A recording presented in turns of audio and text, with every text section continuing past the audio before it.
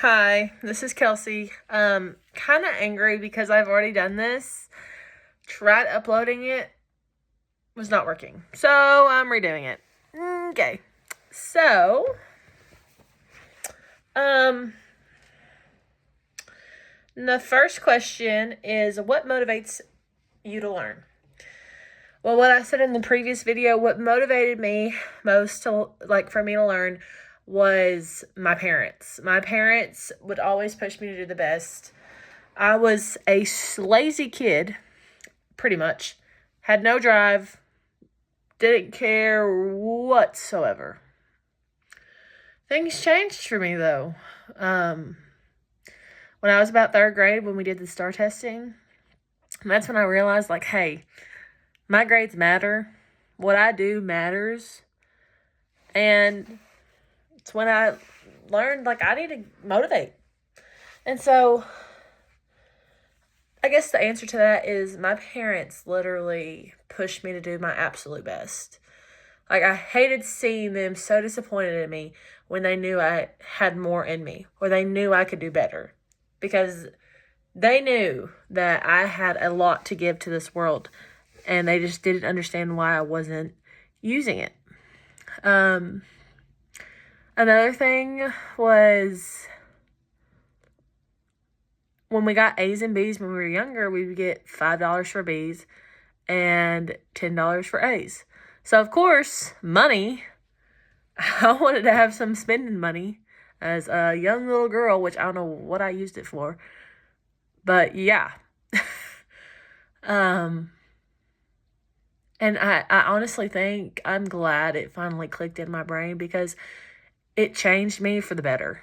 I'm going to be straight up, changed me for the absolute better. High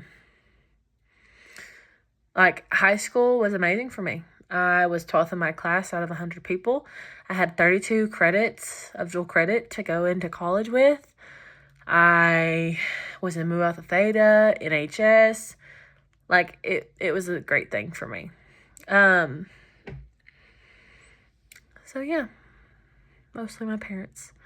The next question is your motivation to learn equal for all types and areas of learning? Absolutely not. I'm just going to be straight up with you. No, it's not. If you gave me a math quiz, heck yeah, I'm going to finish it. I'm motivated to do it. If you gave me a history or a science test, I'm going to sit there as long as I can and try to remember if I know what is going on.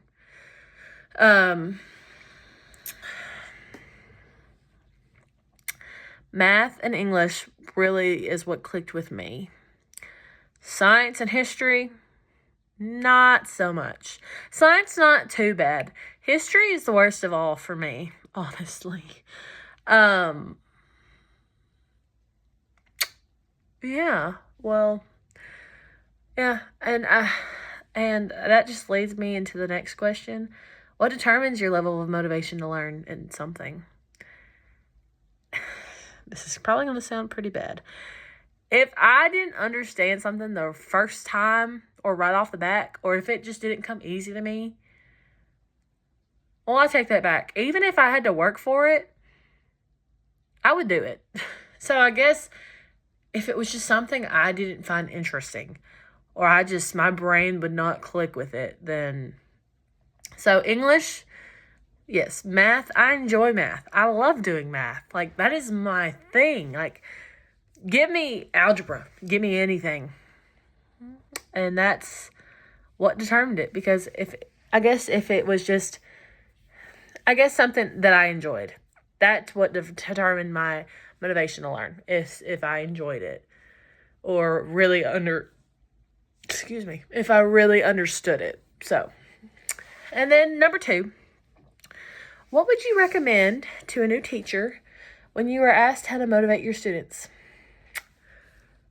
I was saying in the last video, I've been in a classroom for 3 years now.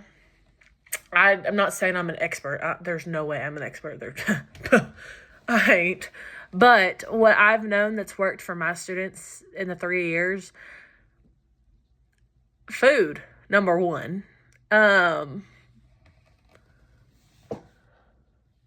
trinkets, and then stickers. It's like a reward system. So what we have on Fridays is they have to have a 80 and above. If they have an 80 and above on, let's say we have 3 tests. So if they have 3 tests and they made 80 and above, they get 3 things.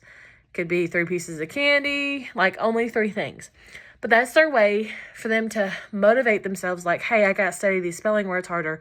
Hey, I got to work on this math a little bit harder if I want to get those treats. And so that's what motivates them to learn, because they want those things. They want a reward. They want to be included when everybody else gets a treat. But yeah, I've noticed in the 3 years I've worked at a school, food is the number one. They would rather have a piece of candy, a bag of chips, or maybe like fruit snacks. They would rather have that than a sticker or a little toy. I've noticed that. My group is a munchy group of kids, and I don't blame them. I was also saying in the video that got deleted, just remember to walk in that classroom with a smile on your face, saying, good morning, how are you? Or how was your weekend? Or, things like that. Don't go in the classroom looking like this. Or start yelling and stuff. Kids are not going to be motivated or want to learn in your classroom if you're going to look like that all day. They ain't. They're not. Negative. When kids see how their teachers are when they come to school, if they have a smile on their face, if they're just happy, then they're happy, and then they feel safe in the classroom, and they want to learn because they're like, oh, my teacher's fun, she's happy, like, she's just excited to teach us as we are to learn. Things like that. And I also think about this too, and it's sad to think about, but kids that are loved at home come to school to learn, and kids that are not loved at home come to school to be loved. So always remember that. Not every kid has a loving home.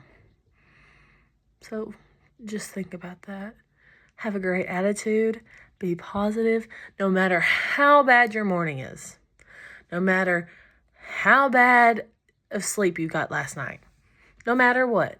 Forget all of that. Go into your classroom with a smile on your face, with a great attitude, and I'm telling you, those kids will look up to you and they will be motivated and excited to learn in your classroom. Now, some kids can be a pain in the butt, but that's okay. Just love them, and I'm telling you, it will all work out. Just show your love, show in a positive environment, and it'll be okay. And that's the end of my questions. Bye.